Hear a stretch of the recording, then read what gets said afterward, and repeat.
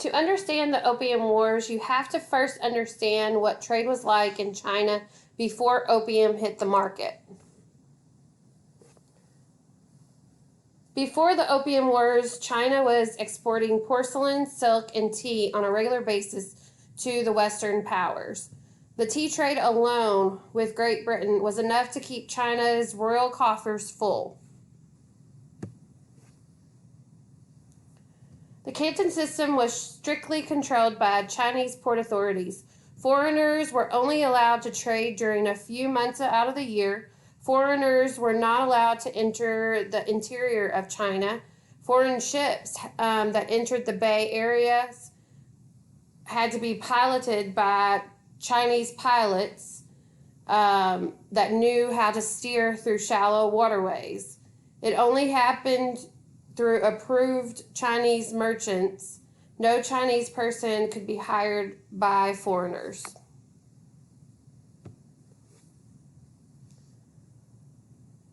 To even be allowed to trade, you would first have to pay tribute to the emperor by presenting the emperor with either gifts or monetary tribute. This involves kowtowing in front of the emperor. Kowtowing was where you physically bow to the emperor on the floor. The emperor perceived this as a show of inferiority to the Chinese as well as an inferiority to the emperor himself. Not always good for foreigners. The trade imbalance occurred when Britain realized that they were importing more Chinese goods than exporting to China. In combination with all the restrictions in the Canton System, Britain was seeing more silver going into China and no returns. To equal out this imbalance, Britain needed something to sell to China. The only export Britain could come up with was that of the opium grown and in India and processed by the East India Company, fueled by the British Crown. East India Company made its money by colonial expansion and trading goods all around the world. Opium was used in medical capacity for years prior to the Opium Wars. The East India Company managed to create a demand for the recreational use of the drug. All levels of Chinese society, even the royal family, were users of the drug. Company men were able to bribe Chinese smugglers to pack the drug into the interior of China. China started to see a shift in the amount of silver leaving China. Chinese officials started cracking down on the opium trade. Opium touched everyone, no matter what your profession. As shown in the quote from our materials in class, even missionaries were drawn to participate in the trafficking of the opium. In response to the abuse of opium by overwhelming numbers in China, Chinese officials such as Lin confiscated all the opium stored in a port and burned it. China is still under the impression that they are the greatest power. Unfortunately for China, this act against the British required a show of force in return.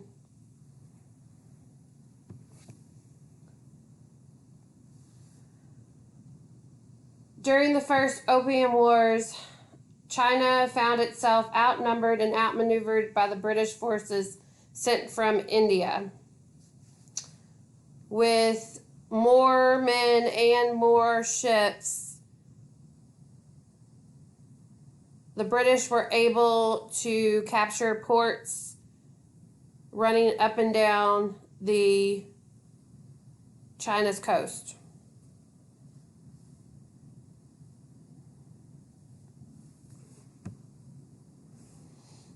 During the Opium Wars on both sides, as we see the quote from the reading, both sides were abusive to prisoners. They looted. They were destructive in their nature of even their own land, as Chinese mobs would also participate in the looting and destruction. But nothing more so than after the Second Opium War,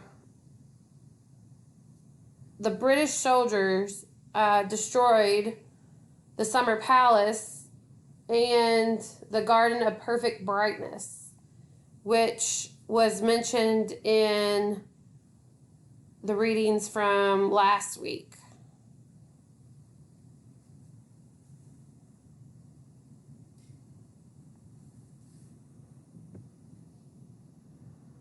After the Opium War ended, the treaties that were signed were very unfair to China, and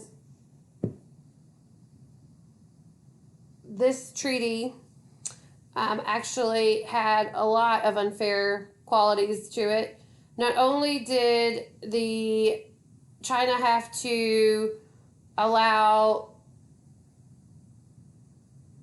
Britain to create a colony on Hong Kong, but they also had to pay compensation for Britain. And they had to open up 5 ports, including Shanghai, to the British and foreign entities. British subjects were no longer held to Chinese law, they were held to British law. And a most favored nation clause was added, where any other treaties that were given to other foreign powers would be automatically extended to the British.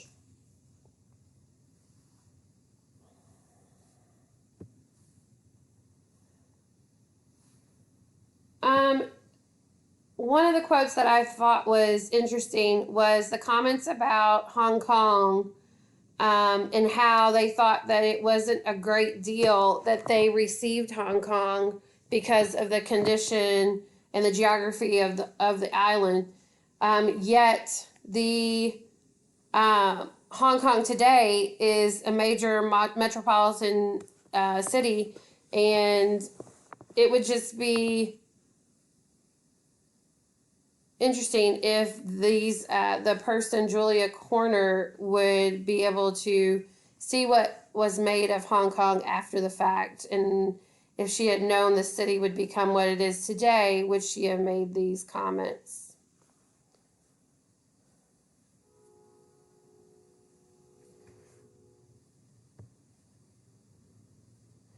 Okay, the legacy of humiliation. China would go on for 100 years with foreign powers abusing them by unfair treaties that will continue to shame and humiliate them throughout 100 years.